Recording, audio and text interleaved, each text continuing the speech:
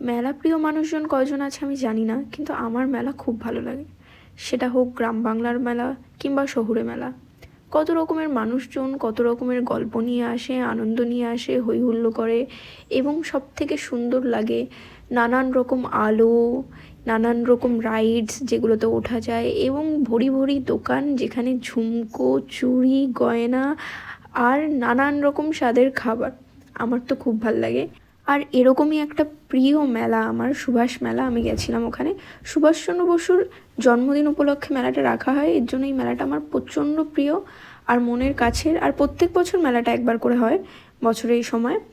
আর সব থেকে বড় কথা, এখানে আমি তো ভীষণ এনজয় করেছি। ইয়াররিংস নিয়েছি, চুড়ি নিয়েছি, নানান রকম খাবার খেয়েছি। আর ভিডিওতে না আমার হাতে একটা বাঁশের তৈরি সম্পূর্ণ জাহাজ আছে, ওটা আমি ওই মেলা থেকে কিনেছি। এটাও একটা বিষয় যে মানুষের প্রচুর কামাইয়ের অপশান বেরিয়ে আসে এরকম কোনো মেলা হলে, তাই আমাদের এমন মেলা জয়েন করা উচিত।